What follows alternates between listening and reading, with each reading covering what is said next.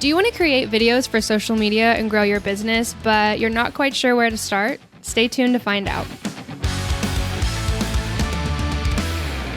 Welcome to Design by Wingnut Social. I am Abby Coots, a social media manager here at Wingnut, and on today's episode, we have Susan and Paul Kadilak of Kadilak Homes, a design and build firm in the greater Boston area. Susan and Paul have had incredible success marketing their design and build firm and growing their business by 60% in just 1 year, all thanks to the development and implementation of a social media video strategy.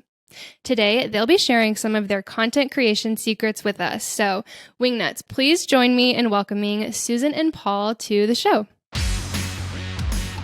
Hey there, Susan and Paul Kadilak. Welcome to the show. How the hell are you?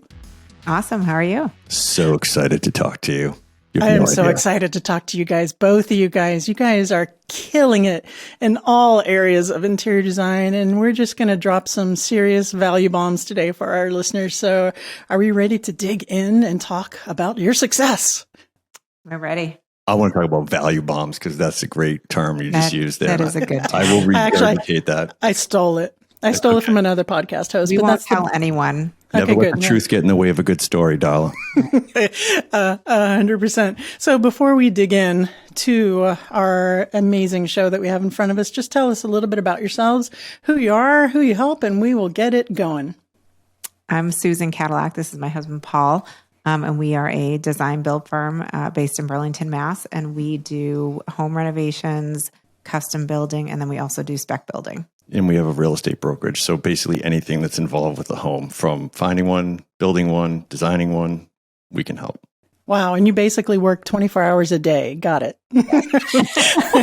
That's a lot. And in the green room, we were talking, you and I have something in common, Paul, that we are both, well, you actually currently are a first responder. You're a firefighter in Burlington. That's right? Correct. I am. That's awesome. Thank you so much for your service. I'm a retired cop, so we've already established that we can swear as much as we want because Susan is a contractor. So this is going to be a very blue show, I think. Blue and red show. Blue and red. Colorful. Yes. Very colorful show. Right. Okay, so let's talk about your journey to start with as an interior design build firm. You were also saying something very interesting in the green room before we get into some of the steps that you took on social media marketing, which is the focus of this episode, to get to your level of success where you are now. And we're going to get to what that is for the uninitiated. But Paul, you had a very interesting twist on the story on how you got into the interior design industry, and you blame Susan for everything. Tell us about that. Pretty much. I mean, we had met at a Christmas party. I went to her house the next day for dinner. She had a dump truck in her driveway, and I was like, whose dump truck is that? And she's like, it's mine. And I was like, I gotta investigate this more. I was like, that's the first time I've dated a girl with a dump truck. So, found out she did construction and so forth. I was doing sales at the time. We started dating. A couple of years later, I got into the fire department, and I thought I was going to learn how to golf. And she's like, no, you're going to learn construction. So I guess I'm going to learn construction. And Susan was building when I met her. Her grandfather was a builder. Her father was a builder. So she's been around her whole life. And, she said, now you're around it. And that's what you're And that's really all there is to it. Exactly. That's it. This is your life now. Right. I dated a girl with a dump truck once, but that's another story.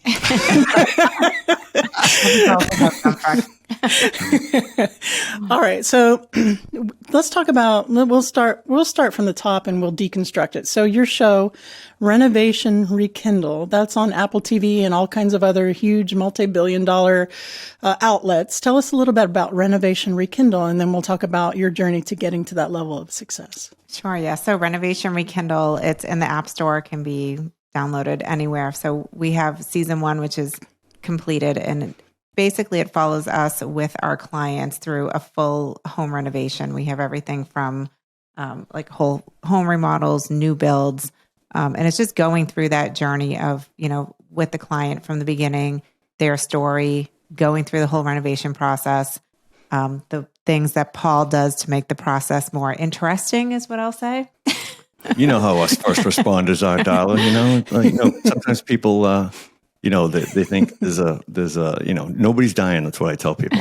And then they kind of calm Same. down. Yes. That's what I used to tell my clients is because I was a cop. I'm listen, no one's shooting at us. Right. Right. Like, they'd be designer bullets though, if they were.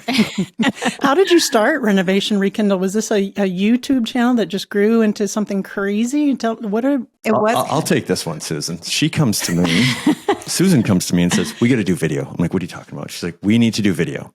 I'm like, "For what? What are you talking about?" Like, we have to do video. This is what's going to be happening. We have to do it. So she's smart. She's very smart. She never, if she comes to me with an idea, I know she has fully researched it first. She doesn't just jump to things. That's probably what balances us out well. I'm the kid that jumps off the roof into the pool, and she's like, "You're an idiot. Why are you doing that? You could hurt yourself." So it works out for us. But, she researched that, said, "This is what we got to do. This is the way things are going to go." And so, we tried to shoot a couple of videos with, we hired someone to do the video footage, and the vision wasn't quite working out the same. So she's like, "We're bringing it in-house. That's it. We're bringing it in-house." I'm like, "Okay, we're bringing it in-house." So as you can follow the pattern that I'm just kind of parakeeting what she tells me. Smart. So we hired... Paul's smart too. Yes. So we hired Evan, who's still with us. He's been with us for about 5 years now. And, we sat down with Evan, like me and Evan were like, "So what are we doing, Susan?" She's like, "I don't know." We're like, "Okay, we're making videos. I don't know what we're doing. We're just going to do stuff. And Evan, you're going to edit it. We're going to put it out there and we'll see what happens." Yeah, I just kind of said, we could sit around the table and talk about it, or we can just go out and shoot some stuff and figure it out. So that's kind of how we started videos about 5 years ago. I love that. That kind of gets rid of that whole paralysis by analysis thing. Is right. The best way to get something done is just to do it and to figure that out. There's some good YouTube advice I heard from a YouTube coach. Speaking of video, is that the first 100 videos are really just kind of practice. you're just getting out there and doing the second 100 videos, start polishing it up. But I love that you guys just went out there and said, "You know what, screw it, let's just do it." And now, of course, that's led to Renovation Rekindle, and who knows what else in the future. You'd be surprised. Maybe you wouldn't. How many people out there just dream of doing it and overplan, and then their nerves, they just don't get it done. Yeah, That's the anxiety is what gets people. I think they think about it so much. It's like when you have something to do and you keep putting it off because you don't want to do it, then you actually get to it and you're like, "That wasn't as bad as I thought it was going to be." That's how I feel like what happens for a lot of people. Yeah, and I am the last person who wants to be on video. True. So, I said, we're not going to get better at it sitting around at a table talking about it. We just got to go. I mean, we weren't good, just for the record, for people listening. No. When the first videos, you're like, "This is a kitchen." You're not good. Nobody is good. Nobody is. You're not going to be good. If you think you're going to suck in the beginning and you're worried about it, get over it, because you absolutely 100% will suck in the beginning. Yeah, that's natural to feel that way. If you think you're really good in the beginning and you do it, then you're probably going to question what you're doing. Yeah, you might be having delusions of grandeur. All right, so did the Renovation Rekindle actually start as a YouTube channel, or were you directly to the website? How did that get marketed to be downloadable and as popular as it is right now? Yeah, so just kind of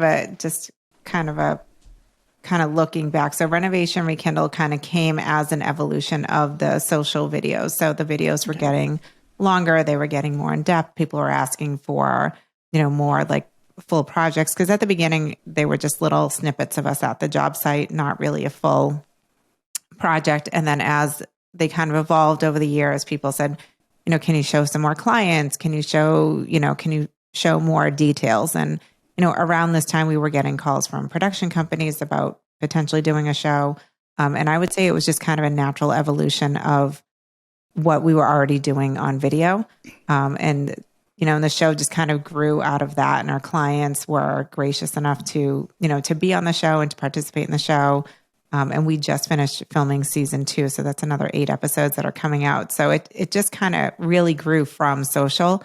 It's not on YouTube or online. It's only on the app. But that is where it evolved from. Is that a contractual thing that it has to live on the app or live on that for the? Okay, yeah. As of right now, yes. It may be that other places. It could change, but as of right now, that's where she lives. Okay, so let's talk about your start on social media and doing videos on social media. Are we referring to Instagram, Facebook, both, either or? So we initially started on Facebook, and the reason we chose Facebook over YouTube was because, we're a local business. Our Facebook, we felt, would reach a more local audience, and there's not as many other videos on Facebook. So Yeah. it's not like you're competing with 100 other videos. There's not many contractors or designers who are putting videos out on Facebook. So for us, that was, there was almost like that white space in the market where we were like, okay, here we're not, you're not a grain of sand at the beach. You are, you have more exposure, I guess, so to speak. And we felt it would be easier to be local. And this was 5 years ago too. So there wasn't a lot of contractors on. That's a good point. A lot has happened in 5 years in the video space. So I could see why Facebook would be a good beginning for you then. Right. And even with that, I think we're at over 4 million video views on Facebook right now. And it just kind of evolved from there. And then we started the Instagram, and we're actually kind of just starting to dabble on YouTube right now. We've got a little bit on there, not a ton. But Facebook is really where we started. And then also Instagram, we kind of brought that into the loop as well. And Pinterest has been huge for us too. Our 9-year-old's on YouTube. He has a video that got 300,000 views. Yeah, he taught me how to do YouTube shorts. So There's like a 12-year-old or some kid on there. He's a millionaire now from his YouTube channel. It's like, yeah, of course you are. Of course. Why not? I mean, it's so cool when you look at how technology has changed. Like, we're having this conversation with you, like that normally probably wouldn't happen, right? If we didn't have these different platforms to do it. So it's wild. They're growing up with that. So who knows where it's going to go from there? It's wild to think. In the beginning, when you started creating your video and started showing behind the scenes and process, brilliant strategy, by the way. What was your end game? Was it to get discovered by a bigger label, or to have some kind of collaboration with YouTube or Apple or Netflix kind of producer? Or was it to get ROI by real life clients seeing what you do and hiring you, or a little bit of both? Let's talk about that strategy. For us, it was really to grow the business. I mean, after the first year of consistently posting on social media, our revenue went up 60%. Yeah. So for us, we are design builders, we're realtors, we're contractors. That's a space that we're in. We're not in the TV space, so to speak. We just felt like the way the world is going, the way people are consuming content, the way people are getting their information is changing. So we said we need to put our content out there in a different way to speak to people where they are. Were you doing traditional social media marketing as well? Photos of your designs, that kind of thing? Or are you just 100% focused on the video? So on Instagram, it was 100% photos. And on Facebook, it was 100% video. Now, obviously that's changed. But at the very beginning, it's really looking at each platform and saying, okay, Instagram was pretty much a photo only platform. So it was all about the photo. And for us, Facebook, it was a combination, but Facebook was more video heavy.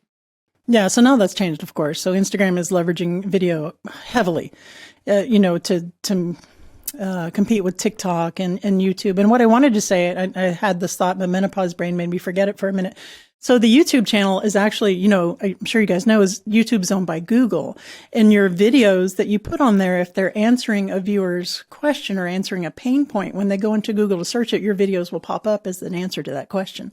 So videos on YouTube are super important for SEO and search results for there. So, which I'm sure you know, but maybe there's people in the audience who haven't known that yet. So let's talk about your next step for video on your social media marketing for Instagram. Are you starting to switch over to having that be your dominant channel, or is it still Facebook? I would say right now with Instagram is probably our dominant channel, and that is all Reels right now. And now, it allows you to cross post. So we're taking advantage of that, where our Reels are cross posting to Facebook. We do have some specific Facebook content that we post, but also Pinterest is huge for us. Pinterest is a really great platform, I think, for designers because it's a visual search engine. So it's just so, we have found that to be. Are you posting video to Pinterest? I'm curious. Yeah, both stills and video. Long form, or are they going from Pinterest, from the short form to your website or to the app to watch the long form, or how does that work? So everything gets directed back to the website, and then from there you can either, depending on what it is, if it's from a specific project, it will typically go to the project blog. If it's not a completed project, it may just go to the general website, and then from there people can be directed to the app or to more blogs or whatever they're interested in. I'm trying to get it directed to Paltrist. So it's a whole new platform I'm trying to start that's similar, Paltrist? Okay. I have a feeling that's going to be huge. You heard it here first, folks, maybe. I mean, she's a very smart woman. People listen to her. Is your interior design firm just so busy that you don't have any time to post on your own social media accounts? Are you at a loss with what to post? Do you have zero strategy? Well, then you need to give us a call, Wingnut Social, or go to wingnutsocial.com and hit that Let's Chat button, and we can take that all off your plate so you can focus on what it is that you do best. And that's not digital marketing or social media, I'm going to guess, but it's designing for your actual clients. Focus on making that money and let us handle the rest, because that's what we do best. Give us a call at 786-206-4331 or wingnutsocial.com. Okay, so social media. So there's a lot of coaches in the industry, and I've said this before, but I have to ask you, it's in my Wingnut contract to ask you, what would you tell those interior designers listening who feel or have been told that they can't get their ideal client from social media marketing? Oh, man. They're being lied to. Yeah. I mean, where is everyone? Look at the numbers of where people spend their time of, everyone is on these platforms. That's where they are. They may not be going there, although I feel like a lot of times when they're in that space where they're ready to do something in their home, they are going there to search. People are searching on Instagram. People are searching on Pinterest. That's where people are. They're scrolling. They're spending time there. Our kids only watch videos on social media. They don't want to watch TV. Like, that's kind of where the world is going.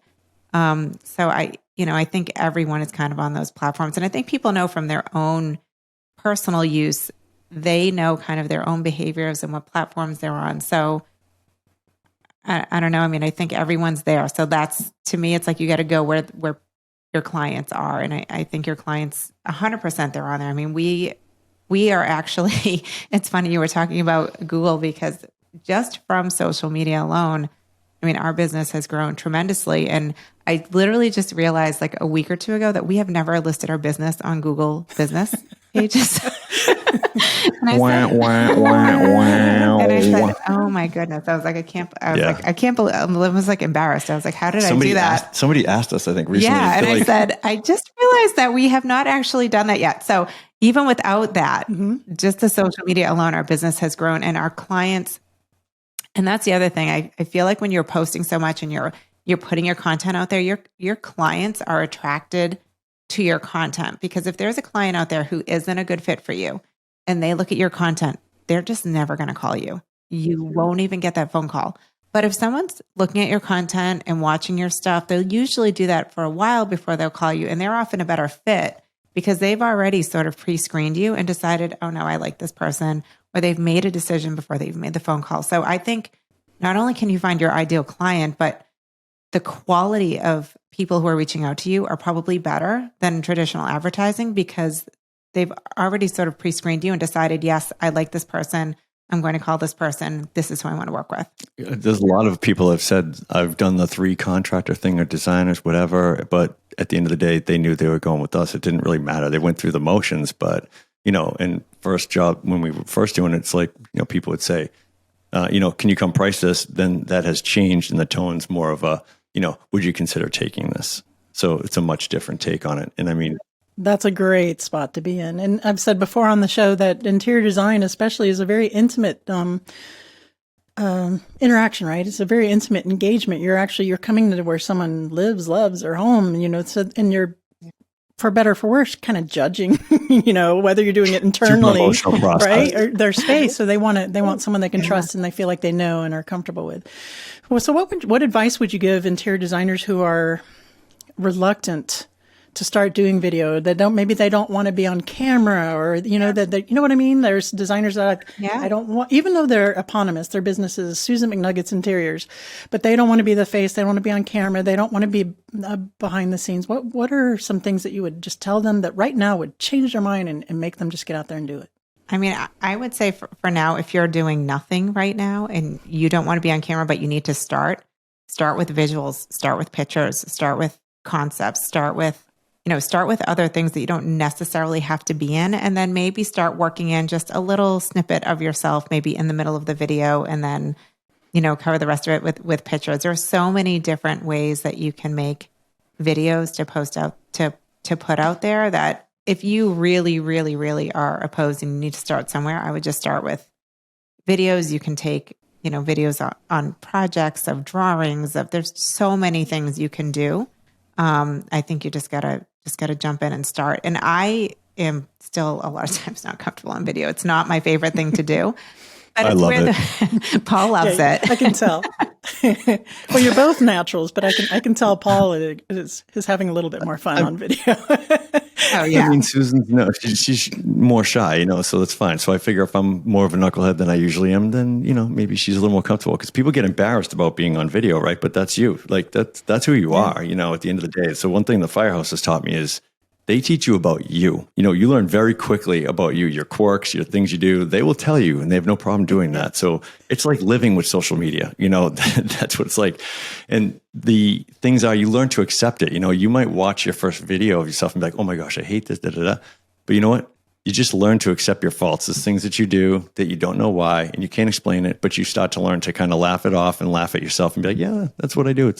I don't know why, but that's what I do. Yeah. And that's it. So it's like I watch the videos back, because sometimes Susan will talk about me being spicy in a moment or something. And I'm like, no, I wasn't, and I'll watch it back and I'm like, oh yeah, I was, So it's like, also like watching yourself back, you're kind of studying yourself to be a better you, if that makes any sense. So it's interesting, because you don't know how you are in certain moments. You're not recognizing that. But when you kind of rewind your life and look at it, you're like, oh, okay. And I mean, people have prom pictures that they look at, right, from years and years ago that they keep. What's the difference if they're looking at a video that they did that was bad 10 years from now? So if you're not getting better, you're not trying. You will naturally, I feel like, get better as you just keep doing it. Like, I think people just think, I'm not good, I'm not good, I'm not good. It's not about being good. We document what we do. We're not acting. That's really what it comes down to. We're just documenting our projects and our clients and things that they want and how we operate, and that's it. And we put it out there, and fortunately people take to it and they follow us and watch us, and it's been good for us. So that's the key. The best part of video is should be, right? Effortless part is just being yourself. And Susan, I think you and I have something in common in that we are both introverts. Maybe we're extroverted introverts, right? Because we are getting out there, but still we're a little introverted. So how do you, even still, if you're uncomfortable on camera, are there any kind of like rituals or self-talk or anything that you do to get over that and to be so good on camera as you are?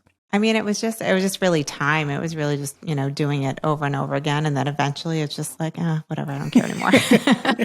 Right. You just kind of let it go because, something someone said to me a while ago is, when you see someone on video and they're nervous, like, you can tell that they're nervous. It's almost painful to watch that video.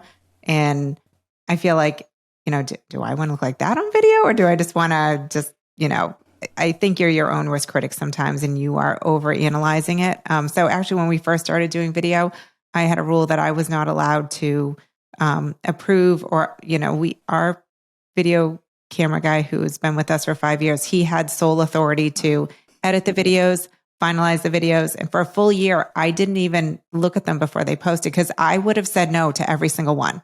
I would have said, nope, we're not posting that. Sometimes I would go online and I'd be like, oh my God, who posted that? Did we post that? Like, wait, we did. Right. But I just had to let it go, because if I was involved, it was not, if I had to hit the button, we would never have posted video ever. That's smart. We have a couple of clients like that at Wingnut. We have to talk off the ledge a lot with video for their social media, and the video will be super cute or super relatable or very authentic. But I think one of the hardest things that we have as creatives or being in the spotlight is just getting over ourselves. Really, and just going out there, because people are seeing us in real life, how we are. I mean, we have this like image of what we think we should be, but at the end of the day, this is what it is. So, right. Yeah. And when you show up at the door and when that client calls you and you are not the same person that's on the video, that's not good. You should be the same. So, okay. So I'm guessing that it's even on social or on your show that you're not just taking video and throwing up and hoping it works, that you have some sort of video formula or strategy. Is it too much to get into now for that? Is it too robust, or can you give us some tips of what that flow looks like, that workflow? I mean, the first most important thing is it's just called fling at the wall. Just make them put them out there. That's how you start. That's how you will continually get better at it, and you just keep trying things. And I'm a big feedback loop guy. We've gone back to clients we've built houses for and said, do you like everything? How did it work out? And we've gotten feedback, and we've incorporated those into future builds because, we build it to how we think people want them at the end of the day. And then sometimes, there's things that we don't know, and you're always trying to evolve and do better. And that's how, we operate. So it's like, well, let's do that. So you will get feedback, but if somebody's razzing on you because of some video you put up, they're watching you. You're not watching them. Right. I mean, you have to look at it. If they're sitting there watching you and, poking at you, who cares? Like, you're on the field. You know what I mean? That's right. Like Gary Vee says, Sarah 24 kitten is sitting here, keyboard warrior against you while you're like, hey, this is my video. This is me. And like Susan said, it naturally attracts the people that will want to work with you. So what do they say? It's not the people who are doing more than you who are going to be critical of you, right? It's the people who are doing less at you. They're going to throw barbs and arrows at you because they're doing less than you. And you're making them feel bad, right? Yeah. Totally. We actually had our office at one point when we first started doing the videos take the worst comments, and we would like do it as like they would read them back to us. Like Susan and I wouldn't see them, and then we would sit and they would read them to us. So it's like, oh, that one hurts. All right, yeah. If you're out there and you're getting back, if you guys are getting derogatory, come on, who's got time for that? Because there's nothing derogatory. There's nothing bad about your videos to say anything bad. Oh no, yeah. I mean, most people probably just say Paul doesn't shut up and he talks too much and he's an idiot. And I probably agree with that. I'll be honest with you. Whoever would say that. That was the first videos we put out. They said, Paul, are you going to let her talk? True story. Well, now you do. I'm hoping. Now we do. That's right. So what's next in the evolution of social video? What do you think is next on the horizon? That's a great question because it evolves so much constantly, the changes within the platforms themselves. So, yeah, I mean, I think it's constantly being, I feel like every couple months there's a new, there's a new format, there's a new thing. And I think over the long term, it's going to be, speaking to your audience, giving them content that is valuable to them, not that is valuable to you, that's valuable to them. What can they get out of this? And, and just watching the trends, you're seeing longer stories, you're seeing more, better, even on Instagram, for example, I feel like, right now when a new feature comes out, it's just kind of like Paul says, just take stuff and throw it at the wall and see what happens. But as time goes on, as more content comes onto the platform, it's going to have to get better in quality. Just like with the pictures on Instagram, where, you look at it years ago versus, it was kind of at its height of where it was pictures only. It had the better pictures always did well. So, I think it's constantly evolving and constantly trying to improve what you're putting out there. But if you don't start, you can't get better. So, I mean, that's kind of, in being consistent, that's probably the two most important things. It's not the quality. It's right now, I feel like it's more the quantity, and that is what is going to make you improve. And looking back at your, putting your stuff out there, kind of looking back at that's what really will help you determine if you're growing, right? If you're like, wow, look at this project I did 3 years ago and look at this one now, like we always fall in love with our next project, we build them how we, how we would want it. We always look at the house and go, would we move into this house? And the answer is yes.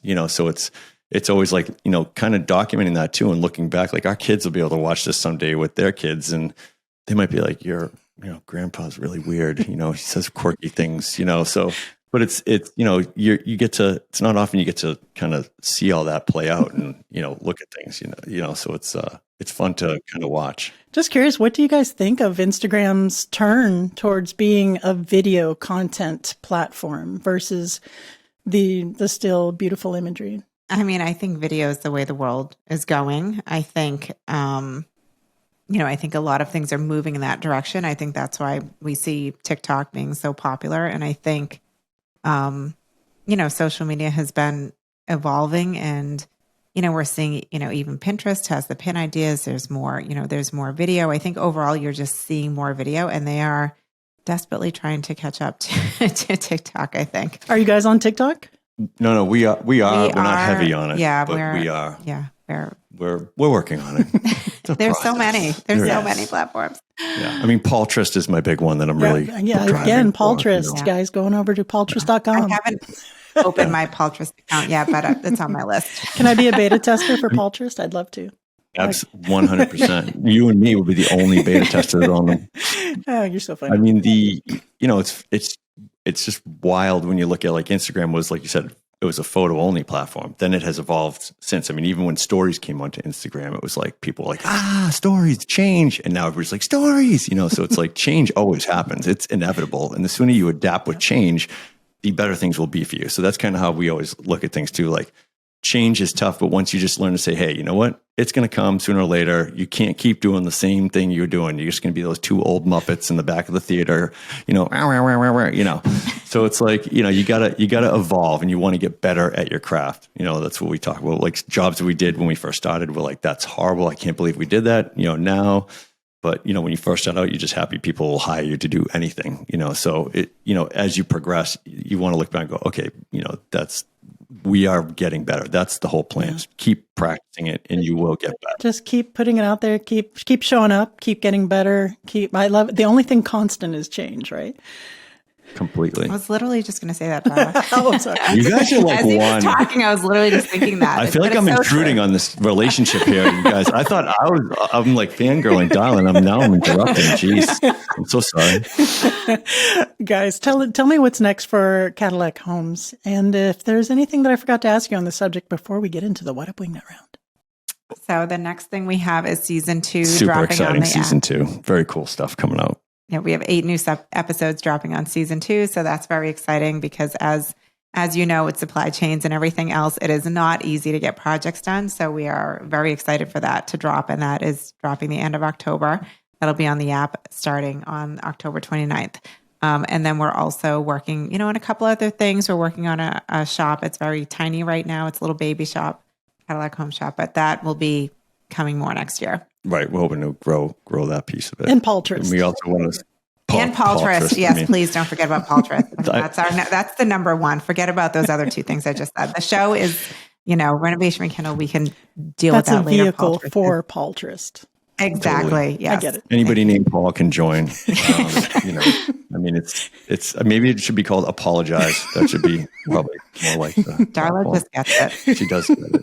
She just gets it. She gets it. She's comfortable with herself. That's what you have to do video. For the most part, That's what you do. You got it. Social media is here to stay, people.